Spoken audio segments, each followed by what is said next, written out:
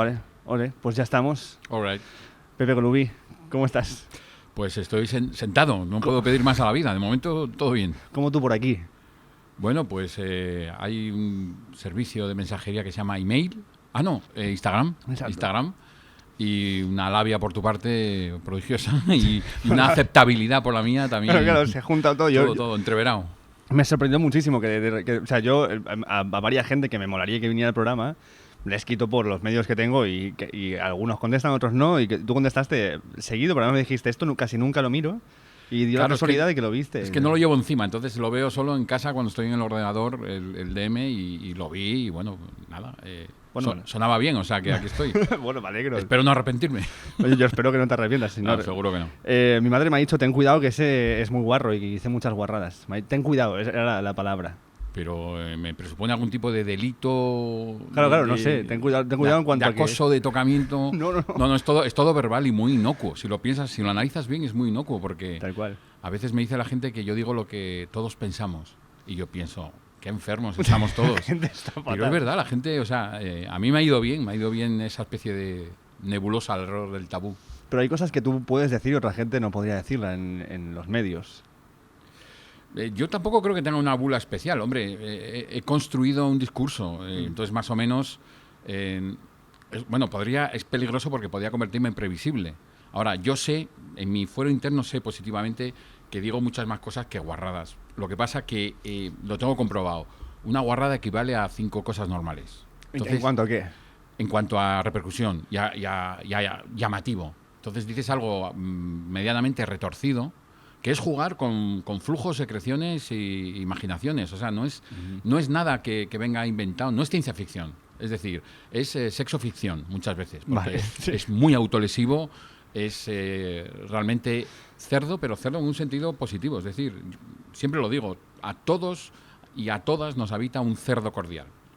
Un cerdo cordial. Un cerdo cordial. Esa expresión me fascina. La gente cabal ansía rebozarse en lo cerdo. Otra cosa es que luego tengas fantasías disparadas que quieras poner en práctica. Con un consenso, con un escenario, con un contexto, todo absolutamente es posible. Estamos llenos de orificios destinados al placer. Es cierto, y además yo tengo siempre la idea de que la gente que ponemos más en la imagen de la pureza y la perfección, que atrás en el tiempo era la nobleza y todo esto, era la gente más cerda que había realmente, en cuanto a la que tenía más perversiones cumplidas. Hombre, en cuanto hay más tiempo libre, todo conduce a la perversión. Cuando las necesidades básicas están cubiertas, hay tiempo por delante y hay cierto desahogo, inmediatamente llega el Marqués de Sade. Tal cual. O sea, es que está a punto de decir eso. Es una pirámide que va creciendo hacia el gozo y hacia el nihilismo, que es lo primero que los poderes fácticos intentan quitarle al pueblo, pero de manera, bueno, sobre todo el poder religioso y eclesiástico fue lo que ha hecho siempre, ¿no? Cuando llegaron a la Polinesia, lo primero que quitaron fue el surf. Intentaron quitarles el surf a los... ¿Por qué? Pues porque era una expresión de libertad total y de canto al diablo. Esta expresión me la invento, pero quiero decir que siempre ese poder represor intenta atacar los centros del placer, y el sexo pues es uno de los primeros, claro. Y además intenta crear un sustituto rancio a eso, como en las festividades, ¿no? Que ponían las festividades cristianas, las cambiaban de fecha para que coincidieran con las festividades paganas que molaban mucho más. Exactamente, una superposición tosca claro. y que en realidad es ponerle una piel de cordero al lobo que nos habita. Claro, es como poner Sálvame a la vez que Salvados y que alguien se equivoque por el nombre y por el horario y caiga en esto y diga, bueno, ha de ser esta la movida, ¿o no? Bueno, pero cada uno de estos programas tiene algo del otro, ¿eh? O sea, ojo cuidado okay. Que... dime qué, de qué, por favor. Si empezamos a hacer la autopsia de titulares, captación de atención, edición, locura, demencia, yo voy diciendo cosas y tú adjudicas mentalmente a uno u a otro. Vale, perfecto, yo voy haciéndolo. Cambios de presentador. Bueno, ahora sí, pero eso ha tardado, tío. ¿Sabes quién van a poner? ¿Sabes quién van a poner ya? ¿Se sabe? No, va a ser Gonzo, ¿no? Gonzo va a ser el nuevo Évole. Perfecto. Bueno, tío, no sé, es alguien que también estaba comprometido con la... Sí, Gonzo además protesta. tiene una carrera intachable y, bueno, es amiguete, hace mucho que no lo veo, pero me parece un fichajón, o sea, es la persona que tenía que hacerlo. Además, dicho de ti que eres la persona que sabe todo de la televisión de este país, o prácticamente todo. Bueno, yo diría. tengo un conocimiento bastante aleatorio y específico, quiero decir que no estoy totalmente pendiente de la tele, puedo ver mucha tele y de repente estar bastantes días sin verla. No era como antes, cuando era la única opción de ocio, antes de, bueno, pues hasta los 90, Claro. era lo único que había y realmente ahí sí que de una manera inconsciente casi y por puro hobby y placer me dediqué a ver la tele, que con el tiempo se convirtió en una profesión como crítico de televisión. Exacto. A raíz del libro de la tele que me parió, pero no tenía ningún plan preestablecido ni pensado de que yo me dedicaría algún día a eso. Simplemente veía la tele porque era lo que había ahí y era fascinante. Y yo pertenezco a la primera generación que creció con tele desde pequeño, desde que tengo uso de razón. Entonces, fue un consumo muy analógico en mi infancia, en los 70 y en los 80, en mi adolescencia, pero casi compulsivo. Fíjate que había pocas opciones que ver. Por supuesto, no había plataformas, no había... Las privadas, me tocó el nacimiento de Telecinco y Antena 3. Me tocó Claro, porque tú tenías... tenía 14 años cuando...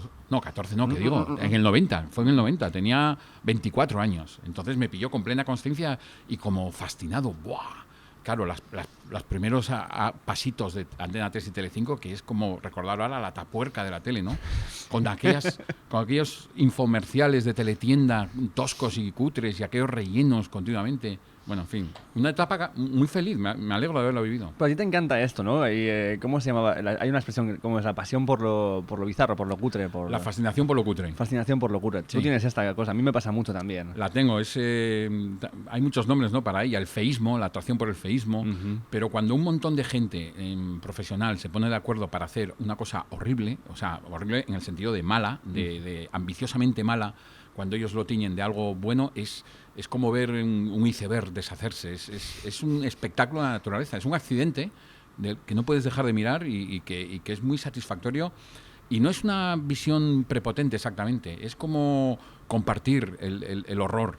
Es decir, cuando ves una serie, por ejemplo, antigua, claro, con toda la educación que hemos tenido ahora, ¿no? O sea, la educación audiovisual, quiero decir.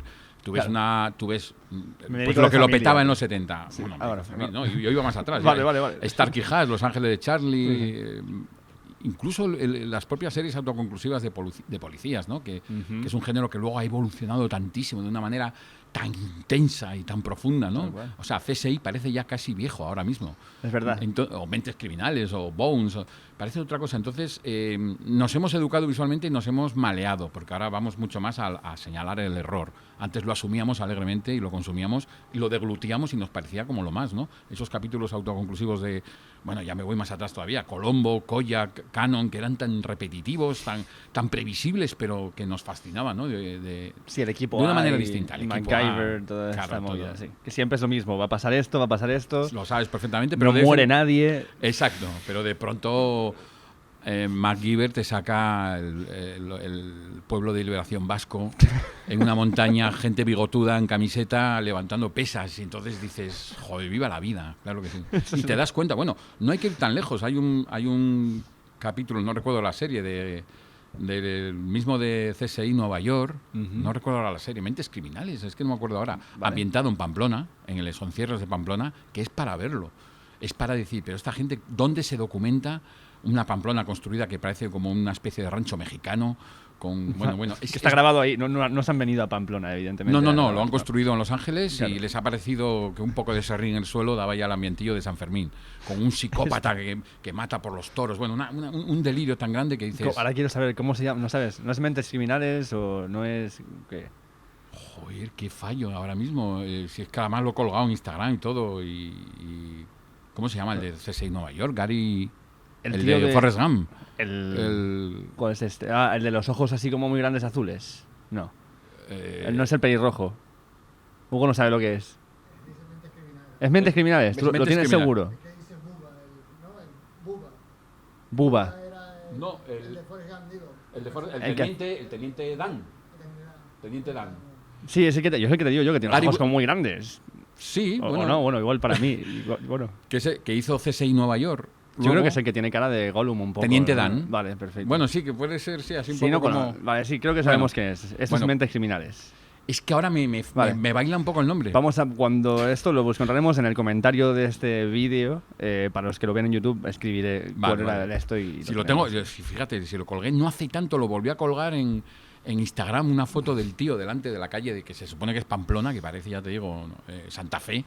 Sí. Y es delirante totalmente. Pero sí que hay un punto de... O sea, cuando te gusta lo cutre o lo que está mal hecho, es porque estás sin intención. O sea, como que creo que hay una parte de la organicidad de que eso se ha dado así, que es lo que lo hace atractivo. Si lo haces... ¿no? O sea, bueno, a ver, también hay formas de arte de buscar lo cutre y lo jodido que funcionan, pero creo que es más bonito cuando es algo que...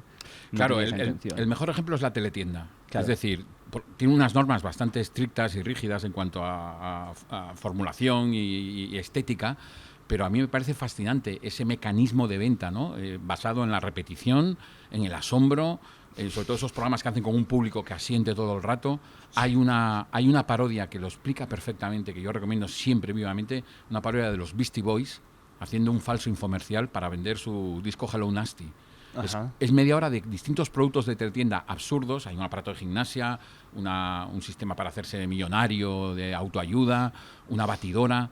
Y es, viendo la parodia, porque es claramente parodia, ves a qué mecanismos apela el producto original. Entonces, eso es un ejemplo perfecto de feísmo integrado en un sistema, en este caso, de venta. O sea, lo más rastrero y mundano que pueda haber, pero que tiene muchísimo tirón. Pero claro, la estética necesariamente es absolutamente fea y desagradable. No, y veo que tu enamoramiento con la tele, como dices, viene de pronto. Ya te dije, me leí el California 83, estoy ahí con Chorro Moco, que quería terminar, pero no. Y voy a entender que, puesto que el personaje del libro se llama como tú y que tenía la misma edad que tú tenías en los años en los que acontecen las historias, va a ser que va un poco de ti los libros. Voy a intentar... Bueno, puedo decir que está basado en hechos reales, que claro, es esa cosa tan ambigua. Que luego, pero entonces, aparte de eso, quiero hablar un momento de lo de la tele, pero luego vamos a ir a hablar de los libros en sí, de la construcción de los mismos, que es cuando nace este enamoramiento, ¿hasta cuándo llega a consumarse el que tú formes parte de todo esto? O sea, que tú empieces a formar parte de la tele más que como un espectador, como alguien que está metido en esta historia. Pues fue todo súper casual, o sea, todo empezó con el libro La tele que me parió, que se publicó en el 99. Yo había sacado 3 años antes un libro que se llama El ritmo de las tribus, sobre tribus urbanas. O sea, era una excusa para hablar de música, básicamente, pero me organicé el libro en 16 tribus distintas y hablaba de su vestimenta, de sus hábitos de ocio y sobre todo de la música, del cine también. Pero ese libro fue, dentro de lo que cabe, bastante bien y me encargaron un libro sobre tele en general, sobre series. Y yo lo acoté a ese título, La tele que me parió, por una cuestión de vagancia pura para curarme en salud y poder hablar de la tele que yo había visto hasta entonces. También incluía teletienda, incluía series de todo tipo, concursos, etcétera. Y entonces pasó algo totalmente inesperado para mí, que no tenía previsto. Nada más publicarse ese libro, en septiembre del 99, me convertí, a los ojos del mundo, en crítico de televisión. Claro. Yo no lo tenía previsto, no tenía ese tipo, no se puede prever ese tipo de carrera, pero de repente, en el mismo año 999, 2000, sí. Eso quiere decir, pues empecé a escribir en Rolling Stone, en Diario 16, en la revista Tiempo, una sección en La Ventana. O sea, fue como un aluvión de pronto de sobreexposición, no tanto como crítico, sino sobreexposición de la tele hacia mí, porque claro, tenía mucho que ver. Luego también estuve varios años escribiendo una columna de tele en El Jueves, que se llamaba Teletipo, sí, que me obligaba pues cada lunes buscar 4 temas distintos para hacer 4 párrafos. O sea, era como muy intensa la relación. Claro, eso llevó a hacer promociones, entrevistas. Y igual que me dijo un amigo un día, a veces empiezas a salir en la tele casualmente de tantas maneras que acabas saliendo habitualmente. Claro. Entonces también me llamaron para colaborar en Paramount Comedy, en un late night que hacía Ricardo Castella, que se llamaba Nada que perder. Sí, lo conozco. Como guionista, como redactor y también con una sección ocasional. Y después vino Channel número 4, el programa que presentaba Ana Siñeriz y Boris Izaguirre en 4. Jorge Salvador me llamó, que entonces estaba en Yes Music, porque conocía el libro de La tele que me parió. Fue una pequeña prueba. Estuve 2 años en el programa, en uno de los curros más cómodos y divertidos de mi vida, porque era básicamente ir 1 o 2 veces por semana a comentar la actualidad de manera jocosa, o sea, era... Y claro, justo de ahí, pues ya llegó, cuando justo, solapaos casi sin quererlo, cuando acabó Channel en el 2008, empezó Ilustres. Pero también con una idea muy efímera, al principio era mensual, pero claro, ya como de pronto asentado ahí y ya pues, claro, no se sabe hasta cuándo durará, pero ya llevamos a lo tonto 11, 12 años. ¿Y siempre era como, es este año y se acaba? O sea, siempre tenéis esta sensación de en plan, hasta aquí y ya está. Sobre todo el primer año, sí, porque era mensual, era media hora al mes, era la época en que Canal Plus tenía mucha producción propia y hacía como experimentos. Y claro, media hora al mes no lo sientes como un programa que vaya a seguir. Había muy buen rollo y bueno, esa fue también la base de que luego se asentara. Con el tiempo pasamos a ser quincenal, todavía, o sea, como así poco a poco.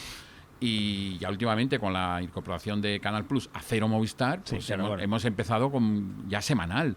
Y claro, en la tele nunca puedes decir, bueno, pues ya está, me voy a jubilar aquí, ojalá, ¿no? Pero siempre hay esa incertidumbre de que de año en año, pues hay una serie de personas que tienen que confiar y tienen que apostar por el programa. De momento va muy bien, pero es mejor siempre, por mi experiencia en tele, sobre todo en tele, pero bueno, en cualquier aspecto de la vida, es mejor no tener grandes expectativas o planes a largo plazo, porque cuando menos se lo espera, pues igual que en su día, pues nada que perder en Paramount o Channel número 4 se acabaron abruptamente, pues porque hay miles de decisiones entreveradas que pueden llevar un programa a desaparecer. Siempre cito el ejemplo del primer Caiga quien caiga, ¿no? En la cima con Wyoming y tal, pues lo cancelaron pues prácticamente de la noche a la mañana cuando más sentido tenía que estuviera en programación. O con el Informal también pasa una cosa así. El Informal, claro que fue, y pasó al revés todavía, eso es más curioso, que empezó como un programa de relleno en verano, sí, y de pronto encontraron una beta maravillosa. Yo tengo los recuerdos del Informal.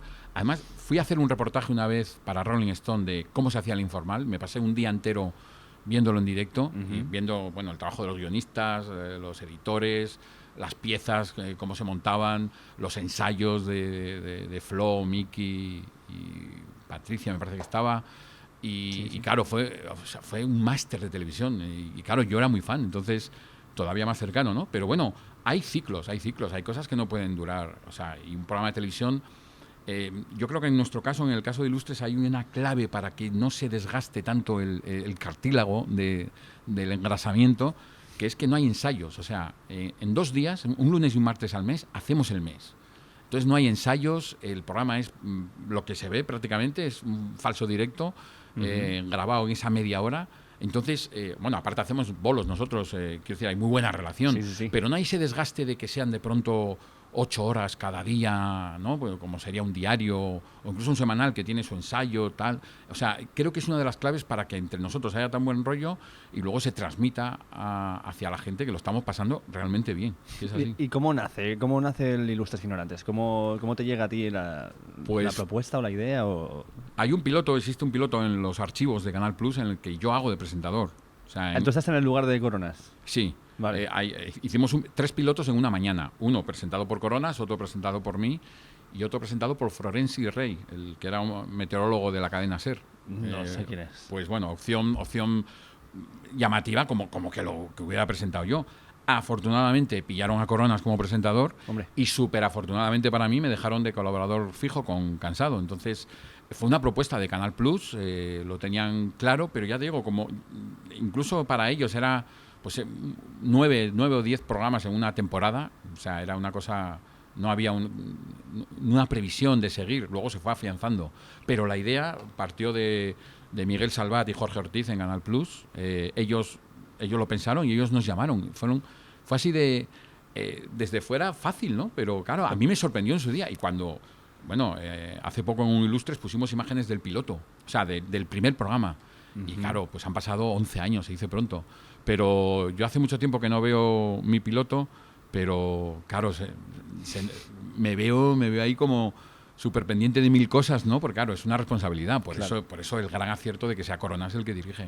¿Y este buen rollo aparece desde el principio? ¿No hubo ensayo nunca? Siempre se planteó como vamos así a pelo, desde el principio. Sí, no, el primer día, o sea, fue media hora antes. Nos explicaron y claro, grabamos 3 pilotos. A partir de ahí hicimos ya el primer programa. Pero nunca hemos quedado antes ni siquiera con mucho tiempo antes no hay ensayo. Ahora, yo conocía a Coronas, lo conocía hacía 4 años ya, cuando empezamos Ilustres. Había trabajado como guionista en, por ejemplo, un programa que tenía él en Canal Plus que se llamaba Más te vale, XXL, que era los sábados por la mañana y eran sketches loquísimos.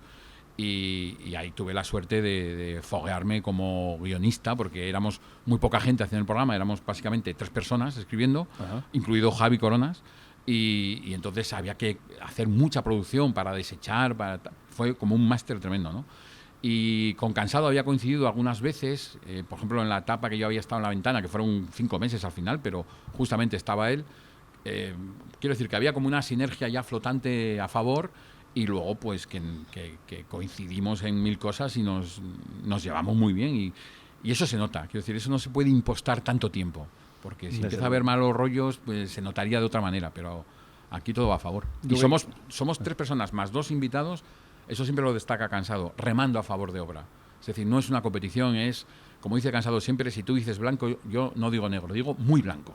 Entonces, todo se nota que va a favor. Es como el teatro de improvisación, pero llevado a la comedia sin tener que actuar con tu propio personaje, ¿no? Es una cosa así, es una jam session de comedia, una cosa así. Sí, con la ventaja, respecto a un monologuista que improvise, que a mí me parece fascinante, cuando la gente lo hace bien, eso me parece una obra de arte, es un salto sin red que me fascina y que me da mucho respeto. Pero en nuestro caso, sobre todo hablo de mí, si un chiste falla, hay 4 personas que te sacan del agua. O sea, o simplemente dices algo que yo siempre lo digo, que a veces, como no está probado ni nada, en tu cabeza suena espectacular y puede ser directamente mal chiste, puede ser no tener gracia, o que lo expreses mal, o porque no hay un texto cerrado, ni escrito, ni nada. Entonces, esa sensación de cuando dices algo, a mí me pasa con más frecuencia que a ellos, dices algo y hay un silencio ni siquiera incómodo. O sea, a lo mejor te metes a contar algo y la gente aplaude al final y notas que aplauden porque has acabado. No porque hayas rematado bien, ¿no?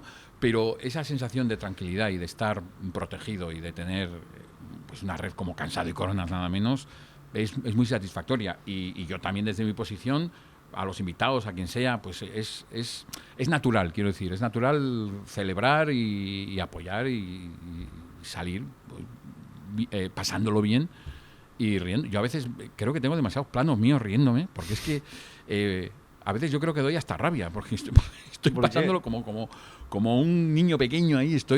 Claro, yo muchas veces tengo la sensación de estar en primera fila. Más que dentro, estoy viendo de repente pues a ver, que esté al lado mío, o estoy viendo a Cansado enfrente desarrollar sus temas.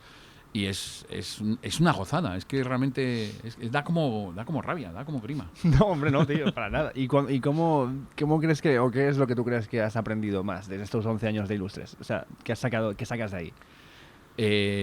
Hombre, yo veo, pocas veces lo veo. Yo escribí un libro, un resumen de Ilustres antes de las 4 primeras temporadas, lo escribí y tuve que ver las 4 temporadas seguidas. No me gusta nada, esto es como muy típico y muy autolesivo, pero bueno, no es nada intelectual, quiero decir, pero hay un rechazo a verte y escucharte propiamente, la voz, hay un sistema ahí neuronal que no funciona bien, porque dices, ¿tengo esa voz? ¿Tengo esa cara? Entonces te vas totalmente del discurso que estás haciendo. Entonces yo siempre tengo mucho mejor recuerdo de la grabación que de luego ver el programa, pero sobre todo lo noto más en los bolos que hacemos sin cámaras, que hacemos por teatros, una gira desde el 2011. Hacemos 1 o 2 bolos al mes, tampoco nos matamos, pero yo ahí sí que he notado cómo he mejorado, pero abiertamente, o sea, a base de práctica, que es la mejor manera porque claro, no tenemos un manual de instrucciones de Ilustres, claro. Pero he mejorado pues en cosas quizás muy obvias, ¿no? Que exigen tiempo de preparación, como expresión, como dirigirme al público, sin dejar de interaccionar con lo que tenemos en el escenario. Entonces, yo creo sinceramente que he mejorado en todos los aspectos de la vida, pero especialmente en Ilustres me veo mejor y me veo más cómodo todavía que antaño, que una de las claves también fue la tremenda inconsciencia. Esto lo dice también muchas veces, siempre nombro a Cansado porque es como un gurú.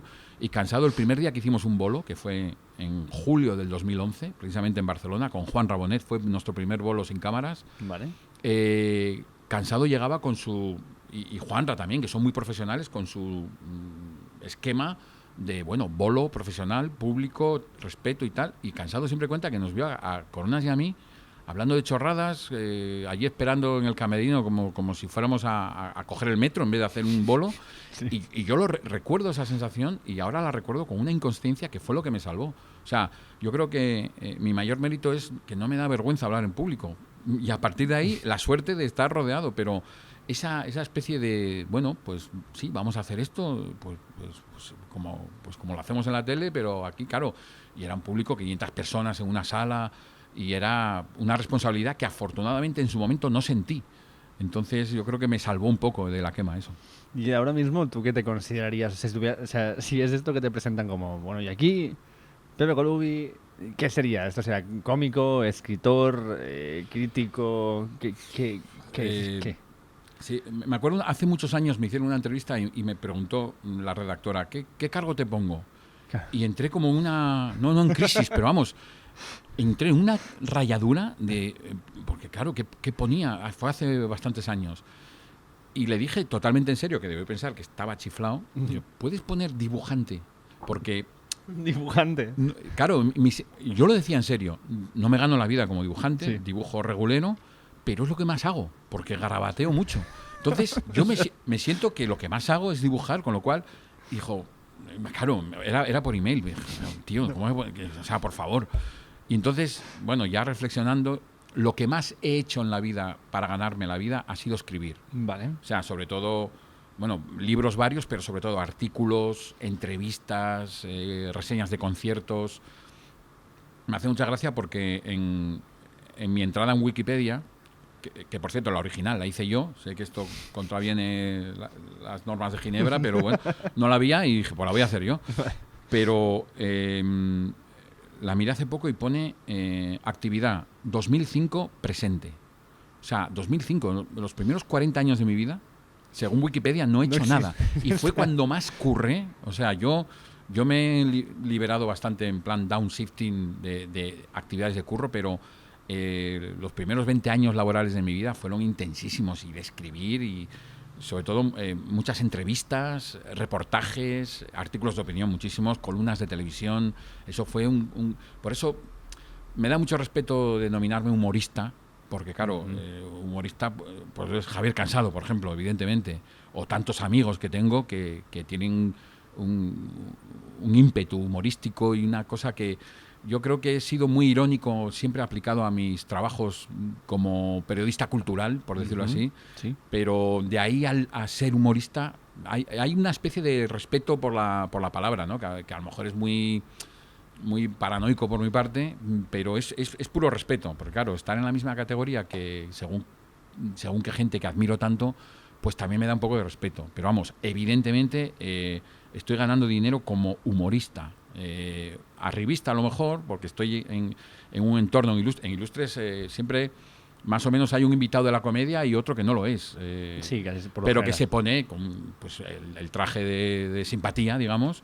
Y yo estoy un poco en esa línea. Estoy entre esos dos invitados que llegan, porque sí, evidentemente tengo ya un discurso humorístico, pero la actitud sigue siendo como de, bueno, pues cualquier día llegará la Guardia Civil y me dirá, ¿usted qué hace aquí? Fuera, venga. Es el colaborador puente, como que para que no se sienta incómodo el otro y que se sienta bienvenido el Claro, que hace la comedia. y para que el cómico diga, pues mira, está este que es peor que yo, pues todavía tengo sitio. No, pero hay cómicos y cómicos muy buenos que han ido que te han aplaudido y te han hecho reverencia, o sea que tampoco estás tan... No, sí estoy súper agradecido, vamos, a la vida y sé que, o sea, en el debe y el haber final ya empieza a compensar más pues, las cosas buenas, porque yo también he hecho mucho truñaco, o sea, y esa sensación que decía antes del silencio tras una broma, afortunadamente no me afecta en plan derrotismo de Dios mío, ¿qué hago aquí? No sirvo. No me ha afectado. Y el contexto del programa también me ha ayudado a eso.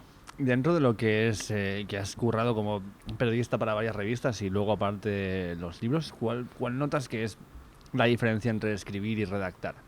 ¿Cómo hay alguna diferencia clara? ¿Redactar? ¿Pero en qué sentido redactar? Yo pienso, o sea, redactar por lo general, ¿no? Cuando haces una nota o cuando haces... O un amigo que también que es escritor me decía, por ejemplo, Jack Kerouac, si tú lees On the Road, que es el libro que más todo el mundo se hace pajas con Jack Kerouac on the Road, dice, es más redactar que escribir. claro, igual por la prosa espontánea y este sistema de escribir Sí, por el hecho de que sin siempre corregir y... O a lo mejor porque no estás añadiendo un punto de vista efímero o más... no sé, ¿sabes lo que quiero decir? Como estás narrando acontecimientos. Claro, pero ahí hay que el caso de Kerouac también es llamativo porque hay una vivencia y hay una especie de camino precisamente a través de la manera de escribir que es parte de la prosa en sí. Es decir, hay un momento en On the Road precisamente que describe cómo un pianista está tocando el Sian Blues y lo describe de una manera que está haciendo realmente la descripción musical de la melodía. Y ves cómo usa las... A ver, a lo mejor me paso de frenada, ¿eh? No, pero, tira. Pero yo sentí, porque conocía mucho el tema, lo tenía muy presente en la cabeza, cómo las comas eran los silencios de la partitura melódica. Incluso me acuerdo que en un curso en filología leí el pasaje en clase poniendo una grabación de Sian Blues. Entonces, hay una manera, hay una vivencia. Es un ejemplo un poco más difícil, quiero decir, porque Jack Kerouac pues escribe como siente.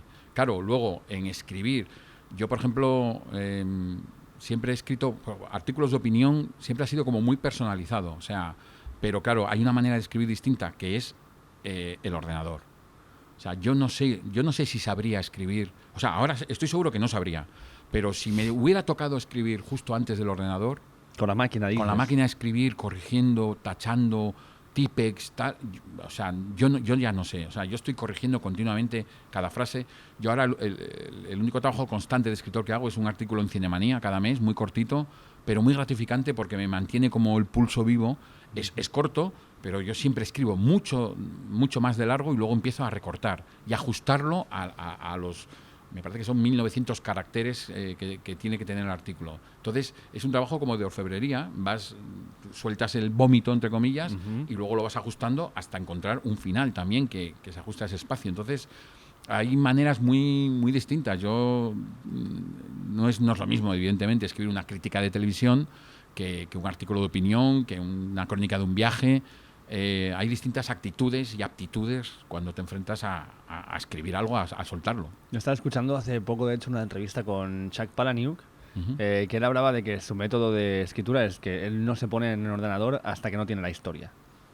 O sea, claro, pero cada persona es un puto mundo a la hora de escribir, pero lo que él decía es que no es por chulería, sino que esto lo había adquirido porque él empezó a escribir con máquinas de escribir. Porque cuando empezaron a haber ordenadores, él no se podía permitir un ordenador porque era un muerto de hambre. Hasta que no escribió el Club de la Lucha y tuvo el éxito que tuvo, los otros libros que había, a nadie le importaban una mierda y él se pasaba haciendo talleres de escritura con amigos y probando. Claro. Entonces él decía, claro, si eres pobre y tienes una máquina de escribir, tienes que comprar los rollos de tinta y no eran baratos. Entonces... manuscrito, notas, mil mierdas, y cuando escribías por fin en la máquina de escribir era como si lo grabaras en piedra, en plan, cada nota noto como me está costando el dinero que cuesta la tinta, y entonces escribía los libros de esta forma. Pero claro, lo que dices tú, al tener el ordenador cambian los métodos y cambia la libertad que tienes también. O sea, no tiene que ser todo para siempre, puedes cambiar. Pero a muchos niveles, porque tú haces un boceto, yo pues como escribí las dos novelas sobre todo, ¿no? Los libros de ensayos, otra historia, pero las novelas sobre todo, sí es verdad que estuve, por ejemplo, con California 83, estuve más de 2 años pensando la idea. Un amigo me lo dijo, tú con tu vivencia en California tienes una novela. La nació la chispa. Sí, me acuerdo además, lo nombro en los créditos, digamos, del libro. Enrique Huere se llama mi amigo, en mayo del 2000, en el mercado de Fuencarral de Madrid, comiendo unas lentejas. Le conté, porque yo pues, llevo toda la vida contando mis batallas de California, amigos y tal, le conté no sé cuál, y dijo, hostia, tú ahí tienes una novela, ¿no? Y de pronto dije, ahí va. Pero tardé 2 años en siquiera ponerme a empezar. Y sí empecé cuando de pronto vi cuando vi claramente la estructura, que es no he inventado nada, es súper simple. Son 10 capítulos, o sea, 10 meses. Un capítulo por mes, y el libro acaba con el protagonista volviendo a España. Y cuando vi eso claro, pues fue como rellenar, entre esos 2 huecos, rellenarlo. Pero claro, con más o menor longitud, pero claro, estás continuamente reescribiendo, porque efectivamente no te cuesta dinero los folios, la cinta yo no sabría, creo que nunca he sabido, y ahora estoy seguro que no podría escribir así de esa manera, porque aunque sea un texto muy corto, lo corrijo 10 millones de veces. ¿Y cuándo te costó decir, vale, ya? O sea, ¿cuándo te costó decir, vale, ya está, esto es el libro? Mira, tuve tiempo porque California tardé 5 años en encontrar editor. Vale. Editora en este caso. Y entre medias ibas toqueteándolo. Yo tengo numeradas 13 versiones. Joder. Y con cambios notables y sustanciales. Sobre todo añadiendo y luego recortando. Pero, claro, con un resultado, por fin, cuando hubo editora, pues también llegan las correcciones. Y esto, hay una cosa curiosísima. Años después de publicarse, una chica me escribió por Twitter, me parece que fue, Pepe, he detectado un error, una errata en California. Y le pregunté, pues yo no la conocía personalmente, de nada. Dime cuál era. Y me lo dice y digo yo, pues tienes razón. Oye, pues muchas gracias. Flipando porque además era notable la rata. Uh-huh. Y dijo, ya, bueno, es que hay 13 más. Y me pasó la lista y en 10 estaba totalmente de acuerdo que eran erratas. Vale. Erratas o errores de cálculos, una cosa curiosísima. Después de todo las vueltas que le había dado, llega un momento que ya no lo ves, pero el libro se acaba, esto es muy tópico decirlo también, pero es verdad, en el momento que dices, venga, ya está. Si te dicen, no, nos queda una semana, pues sigues corrigiendo, y si eres puntilloso como yo, pues claro, también el ordenador te permite correcciones que no existen a simple vista. Por ejemplo, si buscas todos los adverbios acabados en mente, pues te sale de pronto, yo lo he hecho, te sale de pronto repeticiones, redundancia. Es un nivel de obsesión que puede llegar a ser muy jodido también. Claro. No se acaba en la vida, no se acaba en la vida. Esto se lo oigo y casi da rabia oírlo cuando lo dicen muchos escritores, pero es verdad. O sea, si eres puntilloso y le tienes cariño a tu texto, pues siempre quieres mejorarlo y siempre hay margen de mejora mientras haya tiempo para moverlo antes de entregarlo a imprenta. No solamente con escritura, o sea, en el arte en general, ¿no? Está la frase de que la obra no se termina, se da por concluida, como ya está. Porque en un cuadro siempre hay una pincelada más, en una canción siempre hay un arreglo que puedo meter aquí, una carraca cuando hace, ¿no? O sea, siempre puedes hacer. Morcawell. ¿Morcawell? ¿Qué es Morcawell? Más cencerro. Morcawell. Vale. Es el sketch de Saturday Night Live. Hace falta más cencerro. No he visto este. Pues es mítico. Will Ferrell es mitiquísimo. Por eso luego en el videoclip de los Beastie Boys, ¿sabes? Cuando hicieron un videoclip que es como la historia que pasa después de que salen de la casa de You Had a Fight for Your Right to Party, hicieron uno con Elijah Wood y con... ¿No has visto esta movida? No caigo ahora mismo. Bueno, tienes que buscar esto. Hacen como que es justo cuando salen de la casa, ¿sabes? Que salen lateando. Pues es justamente empieza el videoclip cuando salen de la casa y es un videoclip de los Beastie Boys, justo antes de que muriera el cantante. Sí. Y hay un momento que sale Will Ferrell arriba de un taxi vestido de mexicano tocando el cencerro. Es un guiño a Saturday Night Live. Perfecto, vale, ya está. Mi vida acaba de cobrar sentido. Es muy tema eso de recuperar de pronto una referencia que tienes ahí como muy clara, ¿no? Y de pronto encuentras la conexión con algo concreto y claro, es como el universo. A nadie, o sea, muy poca gente de lo que va a oír esto va a tener ni puta idea de qué he hablado, pero yo me he quedado súper a gusto de juntar esas dos cosas. Pues lo metes en los comments. Claro, exacto. Entonces, vamos al libro un poco. Una vez que te planteas que voy a escribir esto, sabes que son 10 meses, tal igual, ¿qué haces? ¿Este rollo en plan de una pizarra con cosas y con hilos como buscando un criminal? ¿O cómo te planteas un libro que si habías hecho ensayo hasta entonces, no habías hecho una novela? Sí, había hecho ensayo. Entonces, ¿es muy diferente la forma de lanzarte a la novela que al ensayo? Lo es porque, claro, la suerte y el arte que pudiera tener, aparte de estar muy entrenado a escribir, aunque fuera opinión o crítica o artículos o etcétera, lo que fuera, era sobre todo lo que había leído. O sea, yo he leído he estudiado filología, he leído de todos los siglos, pero luego como me he centrado más por un poco de tipo de realismo, por decirlo así, ¿no? Sí. Entonces yo tenía una base, o sea, yo estuve ese año del 83 al 84 en California con una familia que se parece bastante a la que sale en el libro.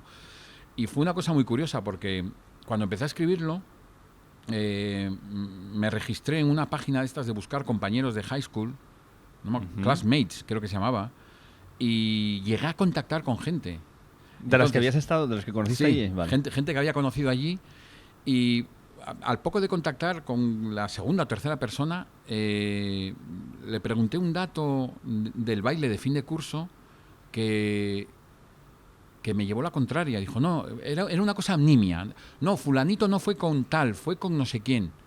Y dije, no, pues yo lo recuerdo así. Entonces decidí, no voy a seguir indagando en lo que pasó en el 84. La novela la empecé a escribir en el 2002. Claro. Entonces dije, voy a basarme en lo que yo recuerdo y a inventar lo que no me acuerde o las situaciones que me parezca bien. Hay situaciones totalmente inventadas, por supuesto. Hay situaciones que son mezclas de varias. Hay momentos muy puntuales que son como yo lo recuerdo. Luego, con el tiempo, contrastando y tal, veo que no son exactamente así. Pero me gusta lo que yo recordé, la manera en la que lo recordé y cómo fui rellenando. Fui moviendo cosas. Sí hice una lista de Word, o sea, muy simple, simplemente enumerando qué podía haber pasado en cada uno de los meses y luego metiendo con una especie de orden mental de escribir entre 20 y 30 folios por capítulo y escribí mucho más de largo. Luego no es 20 por capítulo, son 400 y pico páginas, así que sí, no, capítulos. Bueno, folios originales. Ah, vale, claro. Pero bueno, lo cambié, claro, 13 versiones, imagínate. O sea, hay una historia bastante fundamental en la trama del libro, es todo lo del padre desaparecido, que lo metí en la última versión. Eso no estaba antes. No era parte fundamental del desarrollo, pero de pronto cuando lo vi claro, pues lo introduje en momentos muy puntuales. Sí, pero te mantiene ahí con ese... Sí, hay una especie de hilillo ahí, como de que no se queda solo, digamos, en la acumulación de anécdotas, que también lo es mucho. Es decir, también lo es. Y hay temas... Me gusta porque hay temas que a veces que están totalmente inventados, que la gente dice, joder, ¿eso qué te pasó? Y yo, vale, si se creen que me pasó, pues es un logro para mí. Pero también al revés, no, esto te lo inventaste, y a lo mejor es real totalmente. Entonces digo, me encanta esa frontera difusa entre realidad e invención, que en realidad es lo que es una novela. ¿Tienes un ejemplo de ambas? De cosas que, sí, pues que mira, sean... Dime, por ejemplo, vamos a ordenarlo. Sí. Una que no haya pasado y la gente piense que pasó. Pues cuando el protagonista se entera de la muerte de Marvin Gaye, sí, en una tienda de discos, y el dependiente le regala el LP. Eso es mentira. Vale. O sea, eso es mentira, no. Eso no sucedió. Vale. Pero eso me gustaría que hubiera sucedido. Fantástico. Por ejemplo, en este caso, sí había una tienda a la que yo iba penosamente en bici en el centro comercial, no existía ese dependiente tan sumamente cool, especializado en reggae y tal, no, eso no. Sí, y lo de Marvin Gaye me enteré por la radio, no estaba en la tienda de discos y todo ese montaje alrededor. ¿Y al revés, de una que haya sido verdad y la gente no se crea? Pues cuando me apuntaron con una pistola a la cabeza en el baile de fin de curso. ¿Eso pasó de verdad? Pasó de verdad. Fíjate, y ya afinando muchísimo. Con el tiempo se leyó la novela a la chica que iba conmigo en el coche y me corrigió. Dijo, no era una pistola, era un rifle. Y yo me quedé flipado y es verdad. O sea, es incluso más llamativo, bueno, es que ¿no? Tiene todo el sentido. Dice, es que yo me acuerdo, claro, ella sí vio venir al tipo y vio cómo descolgaba el rifle. Ajá. Con la banda la banda que lo llevaba así, sí. Y tiene sentido porque era un guardia rural. Claro, yo solo vi el cañón aquí y en mi cabeza se quedó como que era una pistola. Pero eso sí hay gente que dice, bueno, esto tal. Pues mira, fue tal cual, nos hizo salir del coche, yo con smoking, con el maletero lleno de cervezas, tal cual. Y el tío dice, ¿de dónde venís? O sea, dos adolescentes vestidos de gala. Pues eso tal, o sea, es realmente tal como lo recuerdo. Que sucedió. Y sin embargo hay gente que me ha dicho, bueno, esto es un poco peliculero y tal. Pues mira. Y entonces de este libro luego, como hubo cosas con las que luchaste o con las que te tuviste que enfrentar, que cuando fuiste luego a hacer el Chorromoco 91 ya tenías como ese camino un poco hecho. Mira, Chorromoco nació, y esto lo digo literalmente porque yo no lo parece y objetivamente no lo soy, pero tiendo a la vagancia. Entonces, escribir otro libro se me hacía imposible, o sea, una cuesta arriba tremenda. ¿Pero te propusieron los de la editorial? Mitad y mitad. Vale. Pero es que, claro, California empecé a escribirlo en el 2002. Se editó en el 2008, ahí hubo un impasse larguísimo. Pero es que no empecé. Chorromoco se publicó 6 años más tarde. Entonces, yo encontré la motivación, y esto lo tengo clarísimo, en la reacción de Twitter. La reacción de Twitter hacia California 83, no hacia la primera edición, sino hacia el bolsillo, que fue como 2 años después, la reacción empezó, es que era diaria. Todos los días había varios tweets elogiando California, de vez en cuando alguien pedía que continuara. O sea, me fui cargando de energía positiva hasta que tuve claro más o menos, porque no lo tenía ni previsto ni nada, pero tuve claro y hubo ahí una negociación con la editorial también, porque yo, otros de los rasgos de mi paranoica manera de enfrentar la vida es que cumplo los plazos. Es decir, si firmo un contrato, lo cumplo escrupulosamente. Por eso yo me resistía y tardé en firmarlo y luego, pues en el 2013, me parece que fue, 14, en varios meses, los que meses intensísimos, porque yo sé cómo me meto cuando me meto ahí. Y tenía más o menos claro la etapa, lo que iba a pasar, más o menos. No tan claro como en California, porque aquí pasaban durante varios años, o sea, empieza en el 91, pero... Sí. No, empieza antes, en el 89 y llega al 91. Entonces era como otra aproximación y, claro, con el tiempo, yo realmente flipo. No tengo abuela, pero tengo que flipar con lo bien que encajan California y Chorromoco. Son dos novelas muy distintas, casi hasta técnicamente, pero encajan como un guante una con otra. La primera es, digamos, más iniciática. Claro, el protagonista tiene 17 años, luego es mayor y está más maleado, pero a la vez es tierna. O sea, las estoy elogiando de más para ser el autor yo. No. Pero vamos, que no les... Sí tengo que decir que, por ejemplo, a Chorromoco, si la editara ahora, le cambiaría el título. ¿Por qué? No se corresponde. Hubo gente que me lo dijo entonces, pero yo lo vi clarísimo. Claro, no reniego de ese momento de inspiración en el que dije, pues se tiene que titular Chorromoco. Pero no es lo que parece. O sea, yo creo que despista. El título, por supuesto, es importante. Y no tengo un título pensado alternativo porque ya está hecho y no hay vuelta atrás.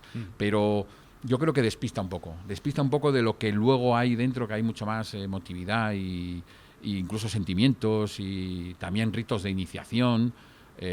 Por supuesto que hay sexo chungo y sexo glorioso.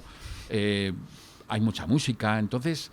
es una novela más relacionada con los años universitarios. Creo que es universal, no está localizada en ningún sitio adrede, es más o menos el norte de España, pero eso también es algo que me gustó mucho, gente que me dice exactamente dónde está localizada.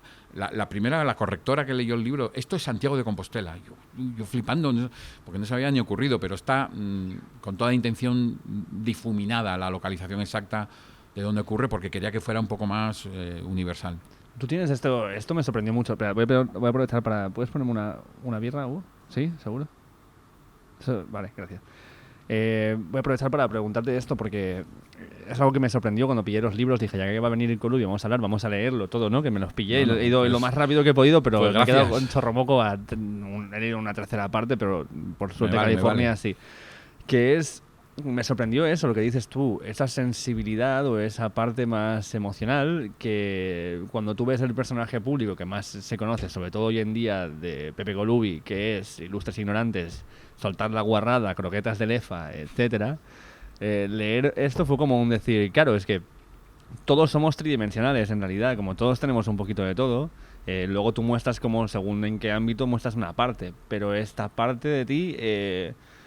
yo no la conocía, me sorprendió y me pregunté por qué no se muestra tanto públicamente esta sensibilidad de Pepe Golubi. Hombre, sí, yo creo que sí se muestra. Lo que pasa que lo que te decía antes de que una burrada, por decirlo así, sexual, parece que tapa un poco las demás intervenciones. Por ejemplo, si alguien me lee habitualmente en Cinemanía, esa parte sensible, es que también decirlo sensible casi suena a moñas, ¿no? ¿Ves? Claro, pero lo es realmente. Pero también en Ilustres, sin escarbar demasiado, salen respuestas que no son abiertamente graciosas, ni escatológicas, ni sexuales, y que buscan un poco más... Claro, muchas veces, alguien lo decía hace poco en Twitter, que de alguna manera empiezo con una exposición seria del tema y acabo en un sitio muy lejano y delirante. No necesariamente escatológico, pero que puede serlo. Pero claro, hay una previa, hay como una introducción que sí transita, yo creo, por terrenos más emotivos. Y se nota sobre todo cuando escribo, yo creo que sí.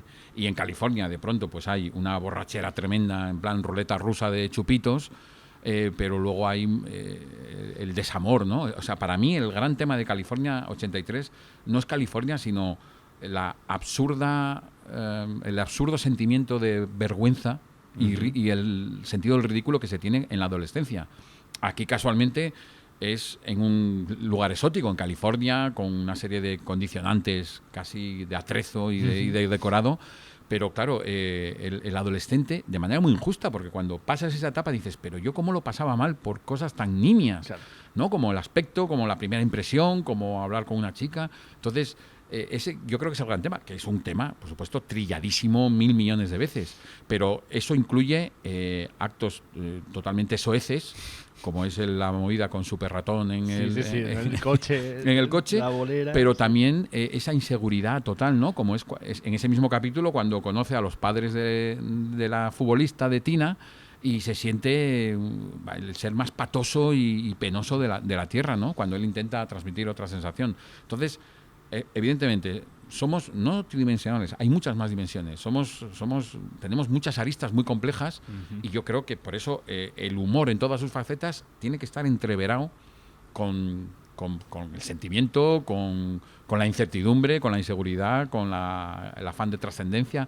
Todos somos complejísimos y es que somos peores que amebas. Y tú, dentro de esta complejidad, ¿te considerarías afín con el término pervertido? No exactamente, porque, insisto, toda persona cabal está habitada por un pervertido.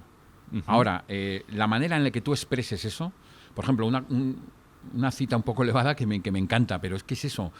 En el Ulises de Joyce hay un momento que Leopoldo Bloom está mirando una estatua griega clásica y claro, desde fuera se ve un señor de cierta edad, de edad madura, observando arte, ¿no? Pues él está pensando si la estatua tendrá orificio posterior.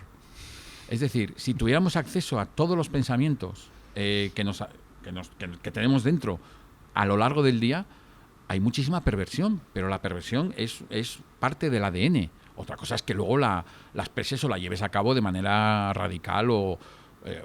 ¿Qué mayor perversión hay, por ejemplo, que el acto íntimo de evacuar el vientre? Ahora, si lo haces encima de esta mesa ahora, pues podríamos tacharte de excéntrico, por lo menos, ¿no? Pero todos tenemos ese tipo de actos.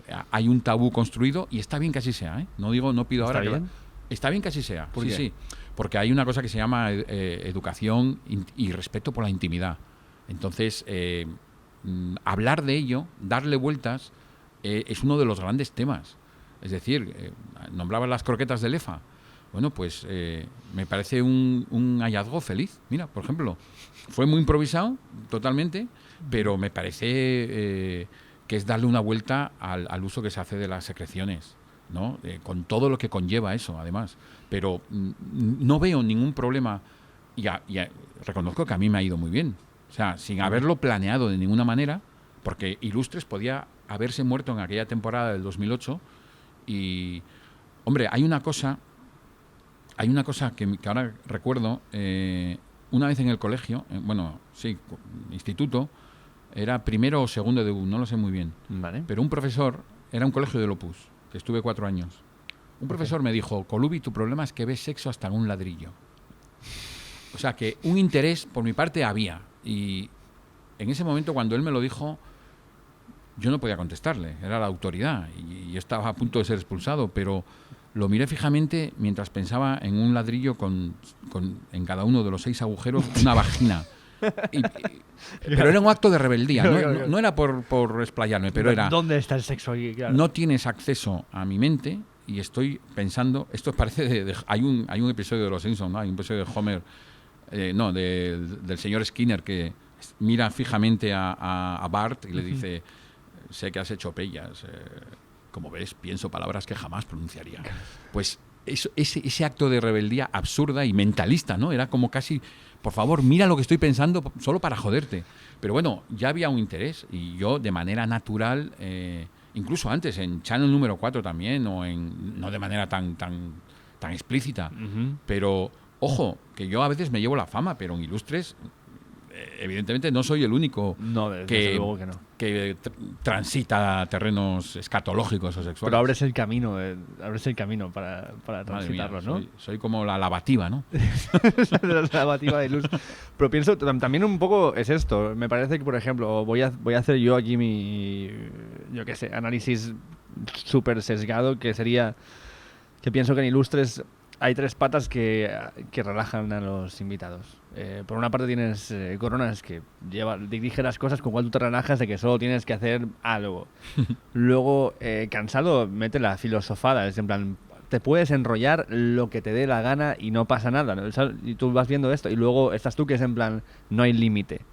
Entonces, si tú llegas como invitado y ves que estos son los tres pilares de este programa, es todo va sobre ruedas, no te preocupes, puedes enrollarte y decir lo que quieras y puedes hasta cagarte en un muerto en la boca. Entonces, adelante. Lo que me parece que eso es lo que hace que se suelte también la gente o que generéis el tipo de rollo que generáis, que ahí sois como los Power Rangers de cada Hombre, uno con un poder. Bueno, me parece generoso el análisis, puedo estar de acuerdo y lo estoy básicamente, pero hay otros engranajes que añaden. Hay una cosa básica que mucha gente, muchas veces, muchos fans no se dan cuenta, que yo creo que es básico, que es la duración. O sea, que dure no más de media hora, que dure entre 25 minutos más o menos, es clave, porque lo convierte en necesariamente dinámico. Claro. Es decir, somos 5 personas y hay 25 minutos con un vídeo por el medio, unas pruebas test, los regalos de los chinos de Coronas. Sí. Entonces, necesariamente lo hace dinámico y eso marca también, y ahí está la labor de Coronas, repartiendo juego y haciendo las preguntas y viendo el tiempo. Eso es bastante clave.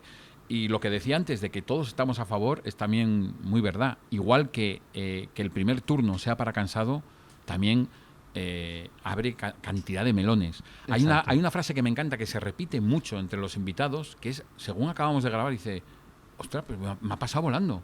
Gente que a lo mejor va con más prevención, ¿no?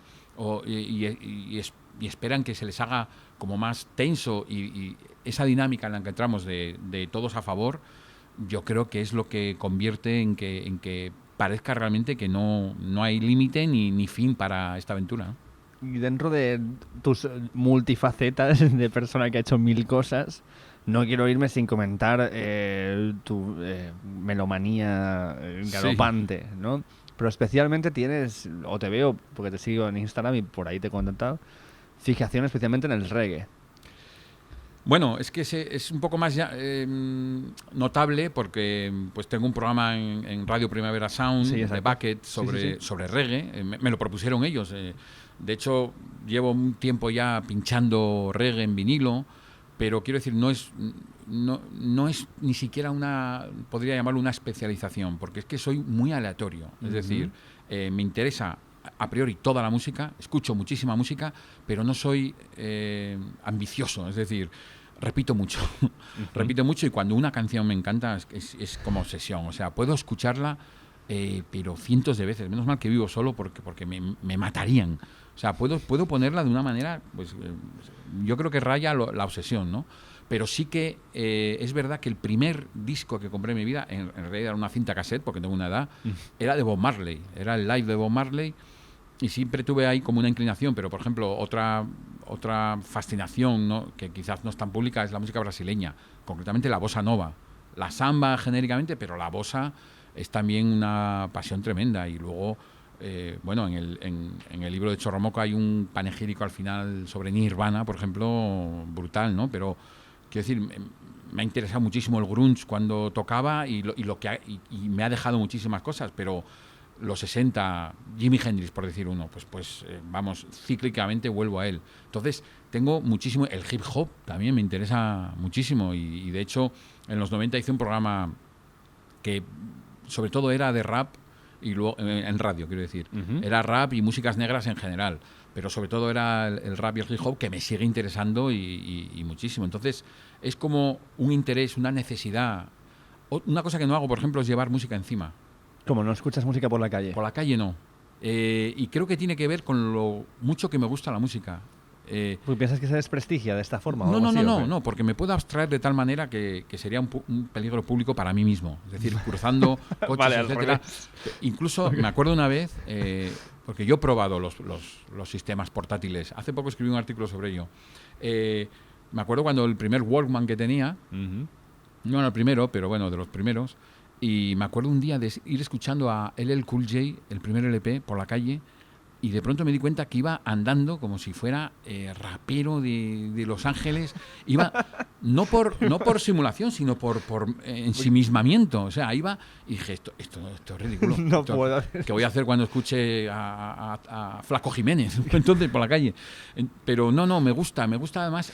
Fíjate, esto sí que es marciano, pero me gusta la incertidumbre. Por ejemplo, ayer mismo iba hacia casa pensando, en cuanto llegue me voy a poner el Time de David Bowie, en la versión en directo de Sigue Stardust.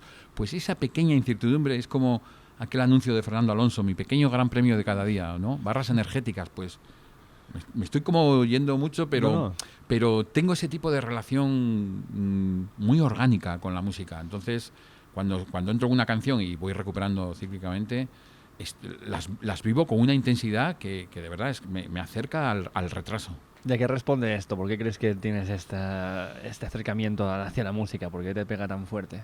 Pues es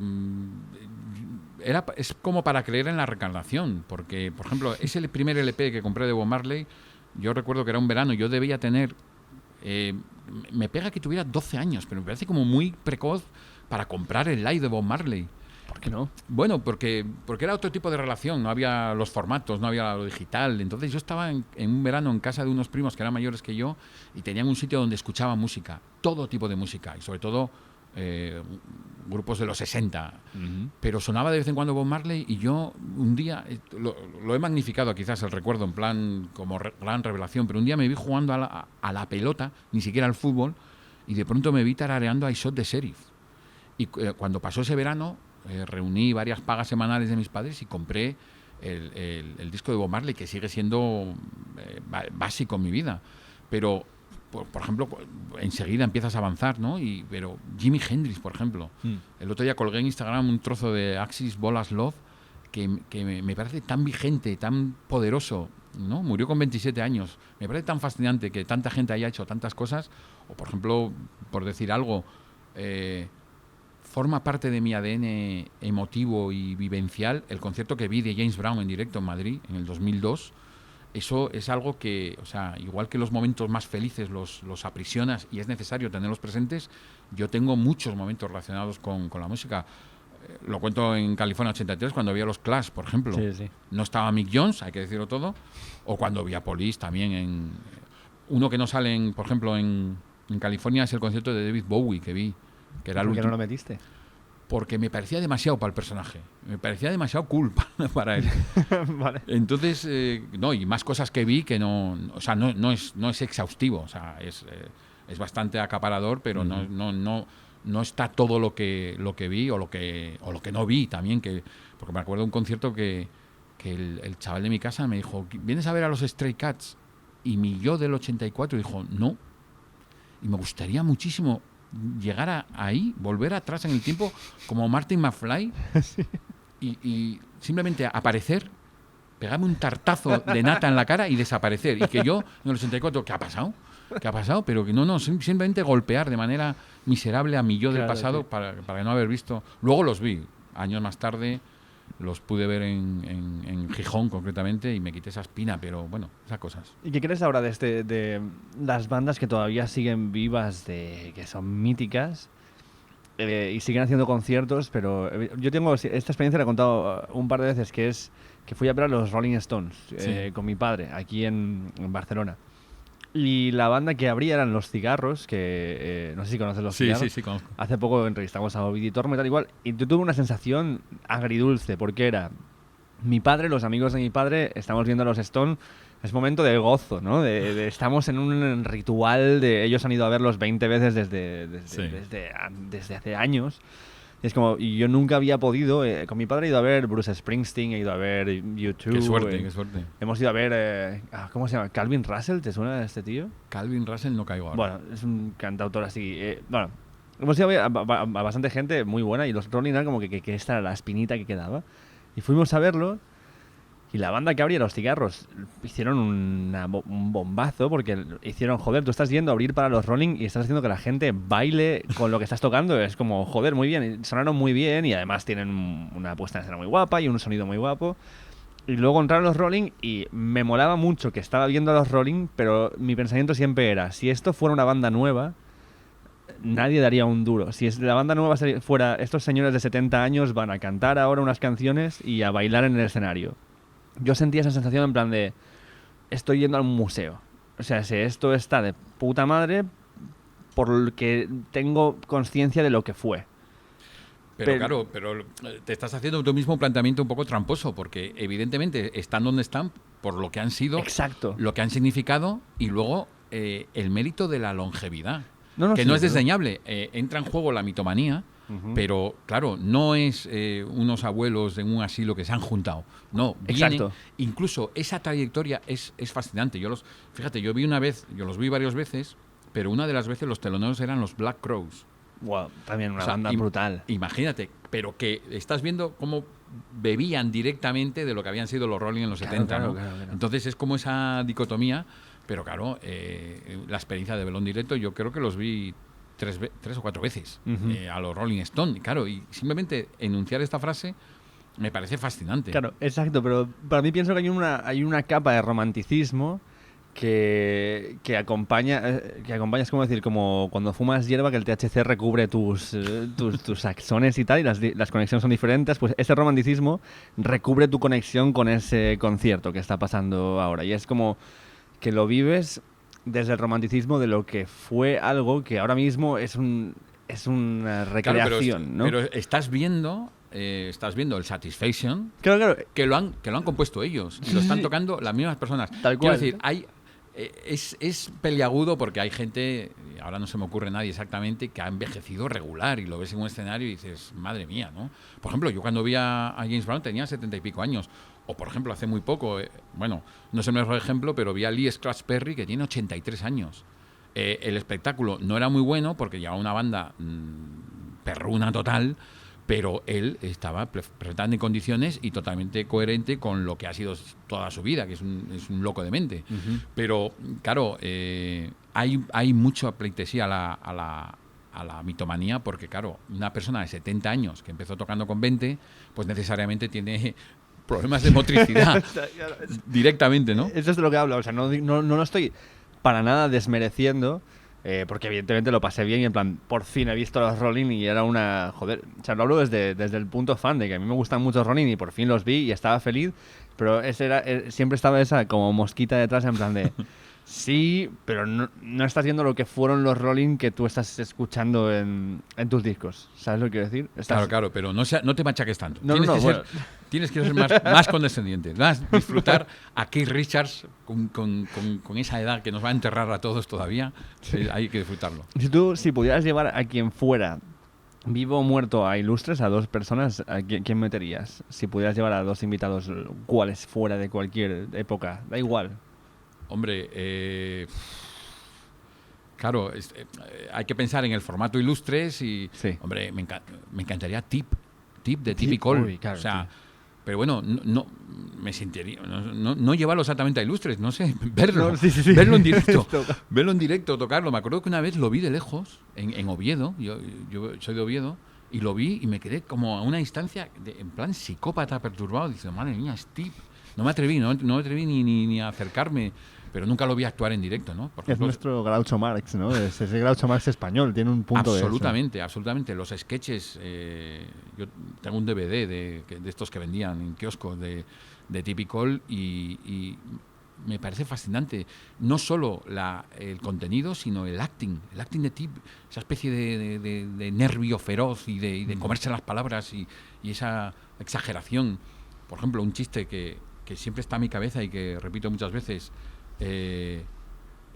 Cole le decía, soy vendedor de Oasis, y él decía, ¿Oasis? ¿Ya que digo Oasis?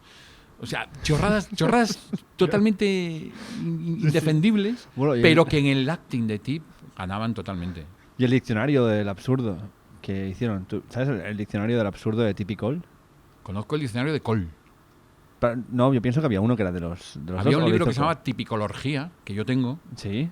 Pero Entonces no, entonces he mezclado las dos cosas, me parece. yo conozco el diccionario de Cole que sacó Sí, ya luego. que es el después de que sale remera, puta con canoa, Sí, león. me Vale. suena que es el de Cole. Ah, el alcohol solamente. Bueno, ya está. Me he ido por otro lado. ¿Y a ti te parece que hay como alguna reminiscencia de este tipo de comedia en la comedia actual en España? ¿Como sigue vivo? Hombre, es que me obligas a nombrar con auténtica devoción a Famino y Cansado. Claro. O sea, es que Claro. tenemos a Cansado tan cerca y tan vivo y tan Sí, que parece que... tan activo en tantos frentes, ¿no? En Todopoderosos, Acá hay dragones, en A vivir que son 2 días, haciendo tantas cosas ilustres que de repente es como que se nos olvida un poco que Famino y Cansado rompieron todos los moldes habidos y por haber y siguen vigentes y siguen haciendo giras y llenando teatros y bueno, ahora vienen en breve, a finales de este mes, vienen a Alborràs, en Barcelona. Y verlos, yo los veo periódicamente, es un ejercicio de gimnasia mental absoluta. Entonces, sí que hay, ¿no? Y luego, pues estamos viviendo también una época bastante dorada, yo creo, de stand-up, con todo lo bueno y malo que lleva el exceso de oferta. Porque, Obviamente. claro, antes no había ni siquiera demanda.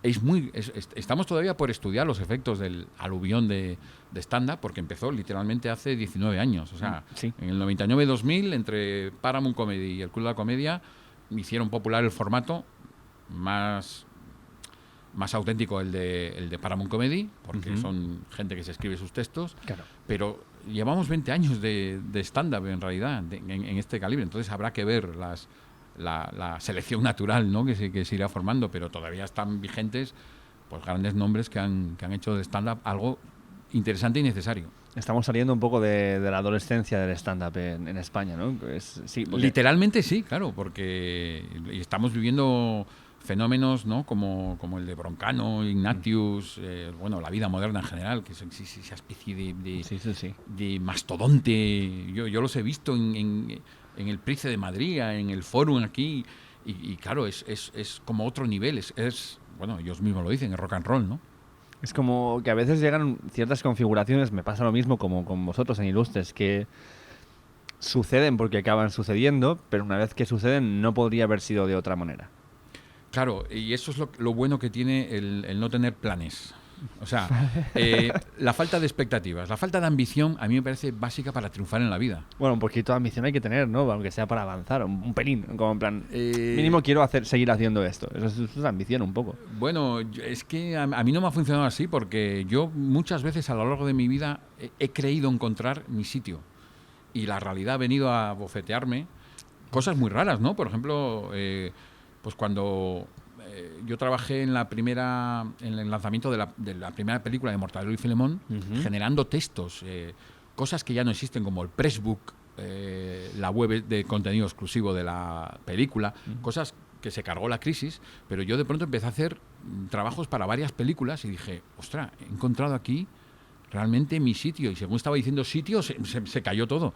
Se cayó todo y ya no hay ese tipo de lanzamientos ni de promociones en las películas porque no hay pasta detrás. Entonces, claro, esa especie de... Una cosa que dice Pepín Tré, que es otro gurú que hay que nombrar, y además, vamos... Por favor. Mira, antes me decías, ¿quién llevaría a Ilustres? A Pepín, como hacemos cada inicio de temporada.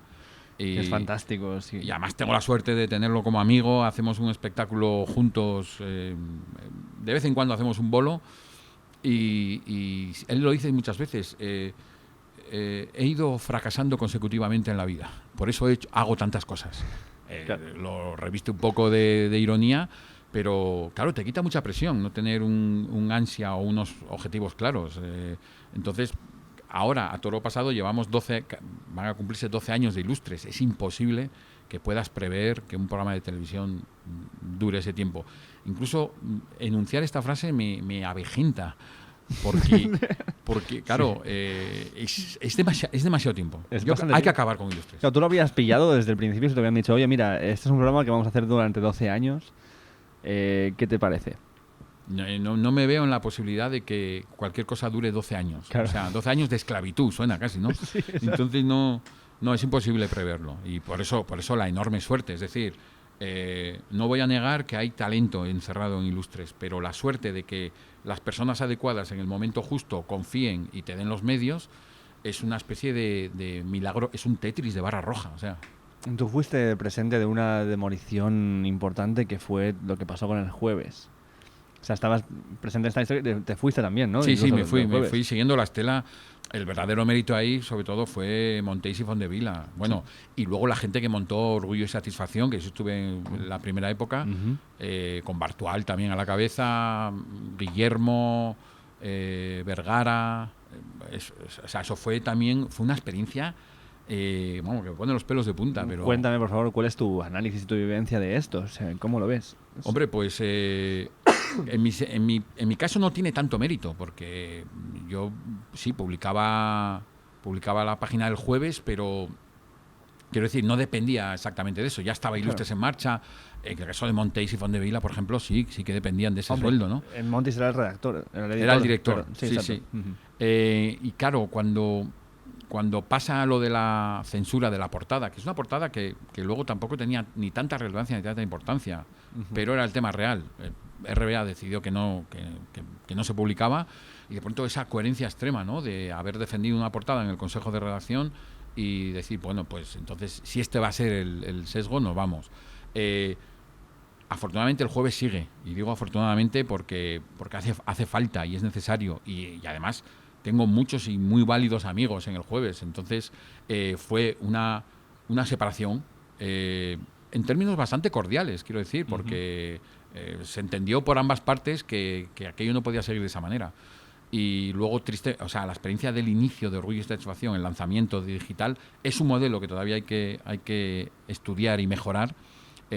Orgullo y Satisfacción acabó muriendo, pero el inicio de Aventura con las suscripciones y el apoyo y gente que estaba apoyando a ambos y que entendía, gente también que chorreó muchísimo al Jueves, pero como experiencia, y bueno, pues nos hemos ido colocando, ¿no? Pero fuimos 15, 16 personas las que nos fuimos del Jueves en ese momento, insisto, siguiendo la estela muy valiente y muy coherente de Montéis y Fondevila. Y ahora mismo también está un poco esta historia, ¿no? Como que en el Jueves fue en su momento porque era la familia real. Y se atacaba. Claro, es que hablas de atacar, ¿no? Se reía uno de la cuestión, que era lo del zapatero, ¿no? Que decía que el zapatero la paga de los bebés y aparecía en el No, pero no era esa portada. ¿No era? ¿Cómo que no? No, esa portada propició el secuestro del Jueves. Eso fue 2008, me parece que fue. Y siguió con toda la gente. Luego fue otra portada que dentro del Jueves se censuró. Era una portada sobre la abdicación del rey. Vale. O sea, está la portada. Yo siempre he pensado que era la portada del Príncipe y de Leticia la que. No, esa portada se publicó. O sea, sí, ahí no hubo ningún problema. Y luego hicieron la de esta, es la portada que queríamos publicar en realidad, que hicieron la de la florecita. Exacto, esa fue la siguiente semana. Exacto, sí. Pero ahí no hubo ningún tipo de censura. La censura la hubo por parte del sistema. El juez del Olmo que secuestró la revista cuando ya estaba difundida, o sea, repartida el miércoles, pues el viernes de esa semana se ordenó la retirada de la revista. Y Manel Fondevila y Guillermo fueron a juicio, defendidos por el Jueves. O sea, hay más piña todavía, vale, perfecto. si cabe. De hecho, hay una historia que me encanta, que siempre cuentan Guillermo y Manel, que la postura era lo de Zapatero de dar 2.500 euros como cheque bebé. Exacto. Y entonces salían Felipe y Leticia follando y decían, bueno, pues ya estoy trabajando, decía Felipe, ¿no? Exacto. Es lo más cerca que voy a estar nunca de trabajar, sí, claro. Pero el punto de inflexión era que era la postura del perrito. Sí. Y siempre lo cuentan con mucha gracia Manel y Guillermo. Guillermo dibujó, el contenido del guión era de Manel y el dibujo de Guillermo. Y dice que esa postura era la que permite ver las dos caras de frente. O sea, era una cuestión simplemente técnica y pragmática para que se viera quiénes estaban haciendo eso. Sí. No había ninguna especial incidencia en que fuera perrito, que fuera peor, que no lo es tampoco. No, es decir, se puede procrear por detrás. Desde atrás, perdón, no por detrás. Por detrás es afortunadamente no se puede procrear. Tienes que hacer cirugías muy jodidas para que eso pase, sí. Pero entra. No, entrar. Sí. Querer es poder. Exacto. Pero simplemente el dibujo tenía unas cuestiones prácticas, pero no. Luego, tiempo después, años después de hecho, fue la portada que dentro de RBA decidió que no saliera en la portada del Jueves. Que dentro sí se podía hacer, pero fuera no. Y ahí fue cuando se inició el proceso de espantada y de huida de Jueves. Y es como que ahora mismo pasan estas cosas no solo con cosas que tengan que ver con la realeza, y no solo porque alguien ponga una denuncia a nivel como grandes esferas, sino porque la gente se rebela contra ideas o contra chistes y empiezan a caer carreras de la peña. ¿Qué te parece esta evolución? Porque yo recuerdo una entrevista y esto la vi, joder, hace muchos años, pero recuerdo una entrevista que tenías en no sé si era La Cosa Nostra o una otra cosa. La Cosa Nostra. No sé, un momento en que salía hablando en plan de que la gente no tiene un espacio en el que puede decir lo que piensa de la tele. Y es como que la televisión no tiene un espacio donde tú tienes un periódico, era algo así, ¿vale? Igual me estoy como yendo. crítico de tele que tenía una columna y un sitio, un púlpito. Sí, pero entonces la cuestión era como que si tú ves un periódico, está la parte de cartas al director donde la gente puede decir lo que quiere, pero en la televisión no existe. Y en ese momento, pues, era con buena fuente, decía, vamos a salir a la calle a ver lo que piensa la gente de la tele. Vale. Sí. Yo creo que Twitter ahora mismo es esto, vamos a salir a la calle a ver lo que piensa la gente de todo, ¿vale? Y no, pero ni siquiera vamos a salir de la calle. Claro, la calle entra en nosotros de manera súper invasiva y súper endogámica y minoritaria, porque es importantísimo recordar ¿Cómo endogámica esto? Endogámica, o sea, Twitter, o sea, la gente que tiene Twitter piensa que la vida es Twitter y al revés. Y no, Twitter acaba siendo una reunión de gente muy diminuta. O sea, diminuta en cuanto a extensión de gente. Sí. Por eso es endogámico, porque se retroalimenta y hay interacciones que son casi enfermizas. Y no tienen por qué ser así. Pero tú intenta explicar cualquier tweet a alguien que no tenga Twitter y te sientes claro. te sientes como en el desierto, en el Gobi. Entonces, por eso yo creo que se ha sobredimensionado. ¿Por qué? Porque los medios también usan Twitter. Lo usan como difusión de sus propios contenidos y luego como medición de la reacción. Es totalmente falso. Pero nos hemos creado, es una especie de burbuja y de pantalla que sí, en la que un tweet se hace viral, bueno, el famoso caso Vigalondo en su día, ¿no? Un tuit se hace viral y se saca de contexto. Y ahí está el gran problema, cuando se descontextualiza un tipo de chiste, igual que se puede hacer en un espectáculo en directo, en un artículo. Cuando lo sacas de su sitio es como un pulpo, un garaje, literalmente. Es un animalito extraño que puede ser pisoteado y puede ser malinterpretado. Entonces, es una dinámica extrañísima y rara en la que Twitter deja de ser lo que significó en principio y lo que tiene que significar, que es un sitio de exposición, de intercambio, de información, de chistes, de risa, de divulgación tanto científica como cultural, musical, etcétera. O sea, una cosa pequeña de pronto tiene un papel que le queda grande, literalmente, y puede llevar a esto. Es demencial. Yo siempre he puesto el paralelismo entre Twitter y conducir un coche. Que es que tú sacas ese odio, yo qué sé, yo no tanto, pero yo veo a mi madre conduciendo un coche y mi madre es una persona súper amable, es lo mejor de lo mejor. Y bueno, hace muchos años que no voy a lo mejor en coche con ella, con ella conduciendo, pero yo recuerdo mi adolescencia con mi madre entrando en un coche y convirtiéndose en Satán. Hulk. Sí, no era como lo peor que hay. Y pienso que también en parte es porque el coche te da ese anonimato de que eres una máquina con ruedas en ese momento para esa persona. Como que tu cara no está muy presente, porque entre que ¿sabes? El reflejo del sol, lo que sea, como que no acabas de ver. Lo que dices tampoco se oye fuera. Claro, exacto. Y entonces me parece que Twitter da esa parte de que es un anonimato. Yo estoy a través de una máquina dando esto y como que hay mucho odio, o no sé si es odio o ganas de tocar los cojones o rabia contenida en la peña que tiene que salir por algún lugar.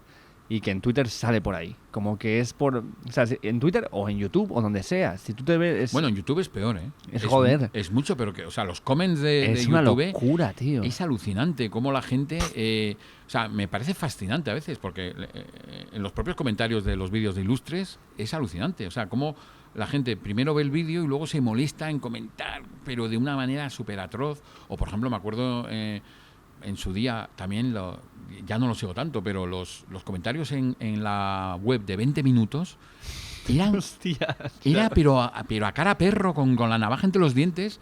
Y efectivamente sí que hay mucho de eso, ¿no? De gente que no es consciente también muchas veces de que lo que está poniendo puede llegar. Ujú. Puede llegar porque, claro, a veces hay 10.000 comentarios, pues piensa, pues esto no es tan consciente de que a veces puede llegar. Y a veces cuando llega, hay una historia preciosa de Sarah Silverman respondiendo a un troll, y el troll No he visto esto. pues búscalo, porque Vale. es como acaba siendo emotivo, o sea, y el otro acaba reconociendo que tiene una serie de problemas, y Sara como dándole muchas vueltas.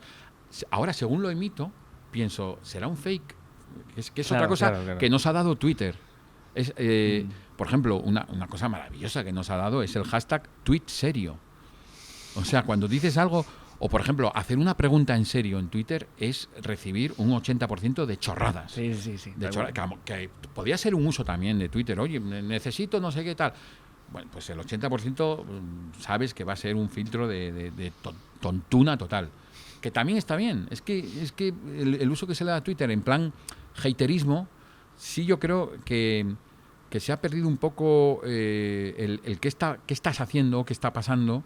Se ha perdido en beneficio de Instagram, Ujú. que me parece como interesante, pero menos. O sea, es más visual, evidentemente, estoy descubriendo América, son fotos, pero Twitter yo sigo viéndole un componente, y además tú puedes fabricar tu timeline, que eso la gente muchas veces se olvida, y luego hay una herramienta maravillosa que es silenciar.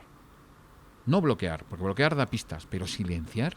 Claro. O sea, yo no sé si estaré hablando solo muchas veces porque tengo tanta gente silenciada que es maravilloso. Luego hay una cosa que a mí no me pasa, lo aviso, pero que es gente que se sigue mutuamente y se tienen silenciados. Eso me Que se parece siguen mutuamente y se tienen silenciados. O sea, por cortesía o tal, ¿no? Cuando Twitter debe ser una red viva. O sea, y tu timeline debe ser un ser vivo que va creciendo y disminuyendo en función de tus intereses. O sea, por ejemplo, yo cuando comentaba los Oscar en Canal Plus o en Cero, según se acercaban los Oscars, seguía un montón de gente que luego no necesito estar tan pendiente, entonces los dejo de seguir, ¿no? Pero bueno, que eso parte de la asimilación normal de una red que tiene que estar viva.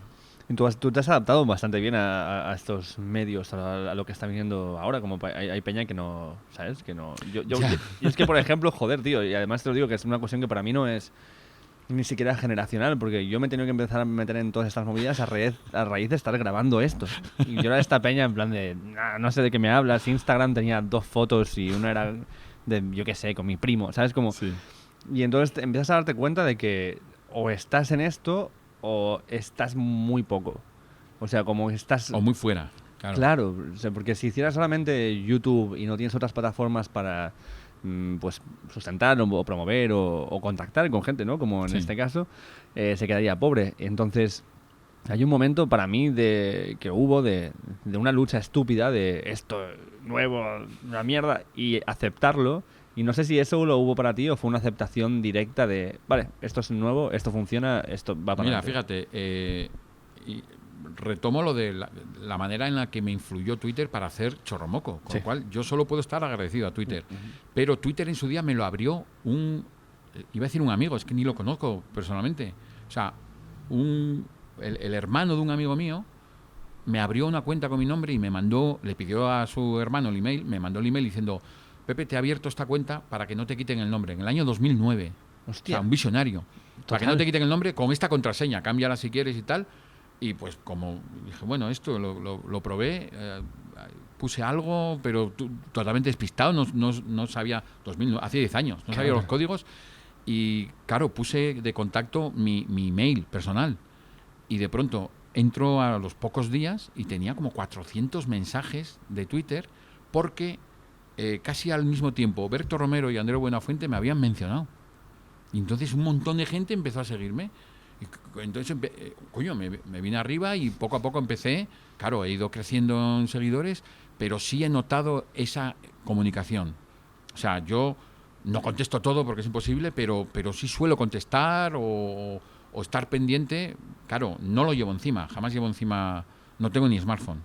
Pero sí estoy pendiente y me entretiene y además me interesa. Llevo también la cuenta de Ilustres como promoción, pero también sin agobios de de tener que estar o tener ahí como una especie de aura de community manager. Es decir, yo lo hago de manera personal y lo uso un poco como blog de notas. Yo pongo muchas cosas, o sea, no apunto y luego hago tweets. Yo hago tweets sin filtro y como muy intuitivos y luego me queda como una especie de blog de notas que me sirve para luego usar chorradas. A veces me busco como Claro. una palabra que tenga que escribir algo tal y claro, o sea, creo que tengo 50.000 tweets, no es un decir, creo que son 50.000. Joder. O sea, de pronto en 3 días no escribo y en un día pongo 20. ¿No? Entonces es una actividad peculiar, pero no quiero tenerlo encima de manera totalmente consciente. No, has hecho una cosa ahora mismo que ha pasado así como medio desapercibida, pero que para mí es un poco una locura, que si no tienes smartphone, esto No. para mí es como lo más cercano a ser un maestro zen que Sí, hay en pues. una ciudad. ¿Por qué? ¿Y cómo sobrevives?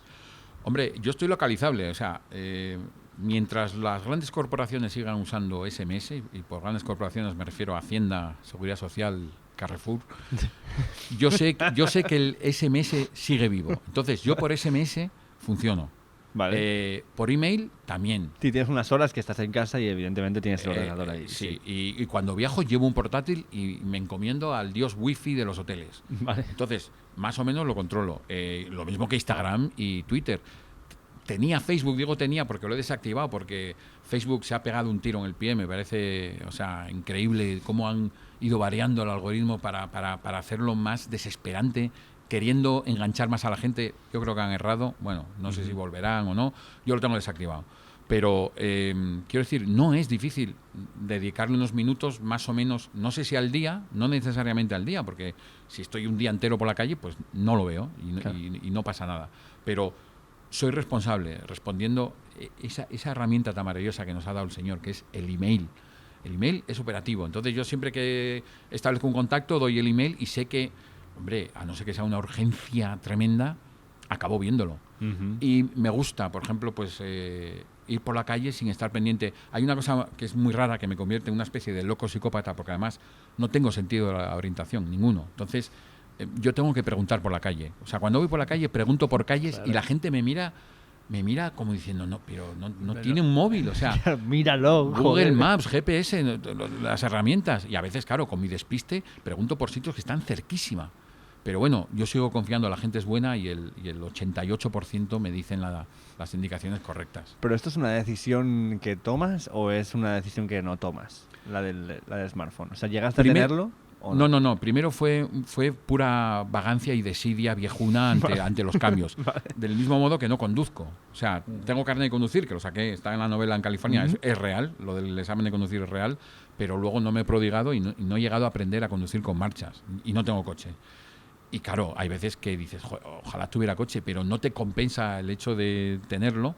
Entonces yo lo fui dejando y ya viendo el mundo WhatsApp a mi alrededor, sobre todo el WhatsApp, que el 80% son chorradas, literalmente, es muy operativo para ciertas cosas, y lo reconozco, no soy un troglodita que diga, como, qué sé yo, Javier Marías escribiendo a máquina porque la máquina... No.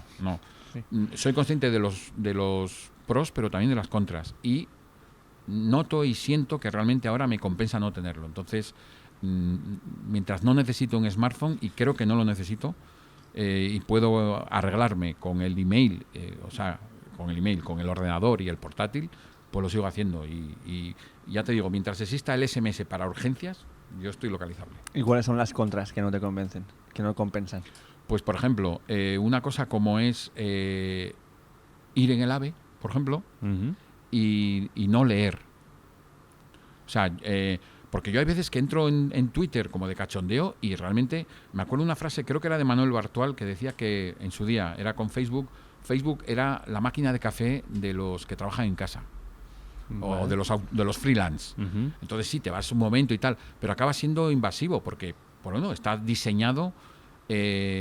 bueno, me he dado cuenta, por ejemplo, Instagram, que lo uso desde el ordenador, ahí te das cuenta de lo pensado que está para el móvil, para la movilidad y para la inmediatez y el selfie. Te das cuenta, sobre todo cuando lo usas desde el ordenador y ves qué de cositas pequeñas tiene capada para que el uso del ordenador te lleve inmediatamente al móvil. Entonces, yo no tengo esa costumbre, por ejemplo, que es tan alienante, y lo digo de manera legítima porque es muy entretenido, de estar mirando un timeline de Instagram. Scroll down todo el rato. Y claro, y me gusta, no tal. O sea, es muy alienante. Está muy bien pensado. Claro, pues que somos hombrecillos contra máquinas muy poderosas que están continuamente desarrollando la manera de enganchar. Entonces, yo me reconozco de cierta manera también adictivo a esas cosas. No es en plan prevención del drogadicto que se aleja de... Tampoco lo siento así, pero de manera natural veo que bueno, por ejemplo, la demencia, por favor. Esto ya es casi trillado, pero los móviles, los smartphones en los conciertos. Bueno, esto para mí es el mar de mierda, lo llamo. Es el mar de plástico, es como estar en vacaciones. Pero escucha, ¿no tienes la sensación de que todo el mundo dice esto y de pronto vas a un concierto y ves cientos de móviles? ¿Sí? O sea, ¿dónde está esa gente protestando por el uso de los móviles? Yo me acuerdo una vez en el Cruilla viendo a Snoop Doggy Dogg, encantado, fue conciertazo además. Brutal. Y me acuerdo que hubo un momento que tenía delante de mí a un tío grabando la pantalla gigante de Snoop Doggy Dogg y tenía a su izquierda a Snoop Doggy Dogg de verdad y estaba grabando la pantalla. Y dije, bueno, nos vamos muy a la mierda, ¿no? Porque además, esa gente que levanta el móvil delante de ti, tú estás viendo el móvil, tú estás viendo lo que está grabando, que es una mierda. Incluso la foto, ya si está grabando ya un trozo de canción, ves que no va a ningún lado. Entonces, es un síntoma de que acaban siendo como recuerdos implantados que van en descrédito de la memoria pura y dura, que es la que te permite luego recrearte en lo que has vivido bien. Tal cual, yo creo que la única... ¿Se ha acabado todo ya? La de... Esta tenía una mía y he puesto en suplente, pero... ¿Le queda esa todavía? No, bueno, si le queda ya le voy a poner una mía. Pone. Sí, está puesta. Ya está puesta. Eso está grabando. Eso está saliendo todo. Bueno, no sé. ¿Cuánto le queda? Bueno, le queda un rato. Bueno, pues yo quiero terminar esto y luego nos despedimos. Ya está. Ya hemos quemado esto que llevamos 1 hora y pico larga, ¿sí? Se nos ha ido la olla, perfecto. No sé, yo creo que la única vez que he sacado el móvil una vez en concierto porque pasó una cosa que me fascinó y me parece muy bonita, que era, había un tío grabando el concierto. Entonces, detrás apareció una tía que le pareció gracioso grabar al tío grabando el concierto. Y detrás de esa tía apareció alguien grabando. Y dije, bueno, entonces tengo que... Tú fuiste el cuarto, ¿no? Claro, tengo que continuar la cadena. Y no quise mirar atrás y quise imaginar que esto llegaba hasta la ciudad de al lado. Como que éramos un montón de gente grabando. Pero sí, se vuelve estúpido. Y además hay varias gente que en los conciertos dice, por favor, sí, dejad de hacer esto porque estamos aquí ahora. Esto está siendo grabado. ¿Ves las cámaras? Está siendo grabado. Es como... Yo creo que es una cuestión de poseerlo. De que si lo grabas es tuyo. Esto para mí es muy... Pero yo creo que luego no se revisa. No, o sea, nunca, la gente nunca. no revisa eso, pero en ese momento es un acto como decir, estoy aquí y doy fe. Doy fe para mí mismo en un vídeo inservible. Bueno, a veces hay vídeos muy bonitos de ver, pero ese efecto, cuando estás a medio camino entre la mesa de mezclas y el escenario y de pronto todos esos móviles arriba, es realmente ridículo. Es realmente ridículo y absurdo contra el... Bueno, insisto que es una idea muy trillada que mucha gente reafirma y dice continuamente, pero sigue habiendo móviles en los conciertos. ¿Tú has visto una peli que se llama Venice Video de Haneke? Michel Haneke. Haneke sí, por supuesto, vale. Pero Venice Video, ¿no? Venice Video es una peli de un chaval que tiene una cámara de vídeo y está obsesionado. Tiene la cámara siempre en la ventana apuntando hacia afuera, grabando todo lo que pasa y luego se pone a ver lo que pasa. Y hay un momento que haciéndole imbécil mata a una niña con estas cosas de aire comprimido para matar a los cerdos y tal y cual.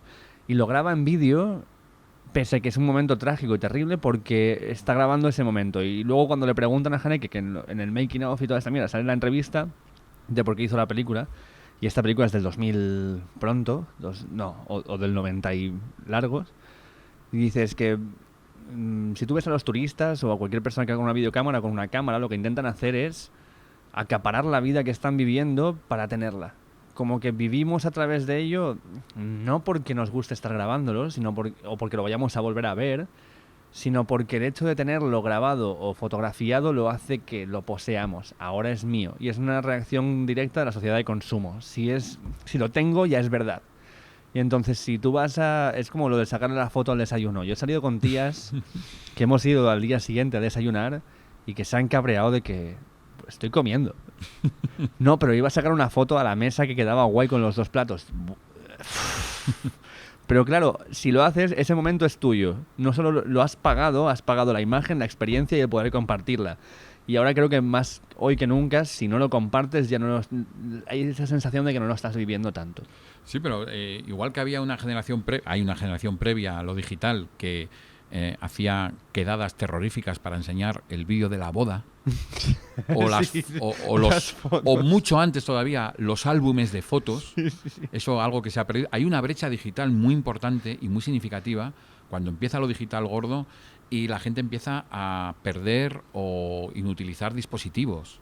Es decir, todas esas fotos de tu primer ordenador normalmente se han perdido. Tarjetas que se extravían, ordenadores, móviles, iPads. Esa gente no tiene esas fotos. Y antes se guardaban en un álbum de manera casi reverencial. Y había un ejercicio de nostalgia y de memoria implantada en el cual tú veías de pronto la foto de, qué sé yo, de tu primera comunión, de las vacaciones. Había como una selección, porque no todas las fotos entraban ahí, tampoco había tantas, pero se hacía una selección de fotos. Eso se ha perdido. Ya no hay quedadas para ver Instagram. No, ya no. O sea, se supone que al colarlo en Instagram, eso que hemos ganado en cierta parte, ya está visto. Ya está visto, pero es... O sea, es súper difícil de explicar a alguien que claro, me gustaría, ¿no? Que ahora llegara, qué sé yo, Einstein. Explícale a Einstein ahora, vas al pasado y le explicas esta relación que hemos creado con lo audiovisual. Es muy marciano. Y yo creo que está por ver, porque es todo muy reciente. Es decir, YouTube empezó en el 2006. Claro. Es que está por ver, bueno, y muchos temas, ¿no? De cómo se distorsiona el aprendizaje natural. Eso está por ver en muchos ámbitos, ¿no?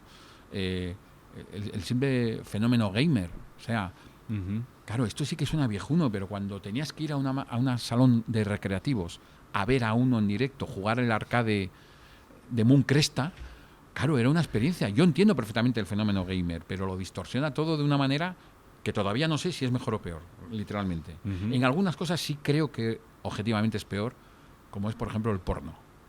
¿Por qué es peor? Porque el acceso de niños muy pequeños al porno necesariamente, o sea, nadie en su sano juicio puede defender eso. Es decir, tiene que haber un límite, tiene que haber una barrera. Y el descubrimiento que yo, por ejemplo, hice del sexo, bueno, por supuesto no tiene nada que ver con el que se hace ahora. Nada. Y me parece objetivamente peor. Es decir, cuando tenías que entrenarte para ver lascivia en las cosas más inocentes, creo que te hacía disfrutar más cuando obtenías el gozo, de la manera que fuera. Pero cuando tienes 4 años y puedes tener acceso a vídeos totalmente desfasados, sí, pervertidos, y sin ningún tipo de filtro, pues algo tiene que hacer clic para mal. Bueno, por lo menos aprovechando de las tecnologías y de la mierda que tenemos, hemos podido capturar esta conversación que estamos teniendo aquí, que sin toda esta mierda que estamos criticando no podría existir. Y tiene sus pros, claro. Te quiero agradecer el tiempo por estar aquí. Cerramos porque Hugo está ahí con la tarjeta de repuesto y las otras cámaras han muerto ya directamente. Ah, estoy yo todavía. Bueno, da igual. Pues vaya mierda. Pero me gusta la idea, ¿no? Rodeados de cámaras muertas. Suena como 2001, así un poco... Como que siguiéramos hablando 5 horas más y ya no hay nada. Es solamente y por salimos fuera y yo soy leyenda, ¿no? O sea, los 3 últimos seres vivos en la Tierra. No hay nada más. No tendríamos Instagram siquiera, joder. Pues bueno, Pepe Columbi, muchas gracias por venir. Gracias a ti, de verdad. Y nada, siempre decimos adiós a esto. ¿Quieres venir a decir adiós, Hugo, o te quieres quedar ahí? ¿Tú estás bien ahí? ¿Sí? Bueno, pues nada. Hasta luego. Adiós.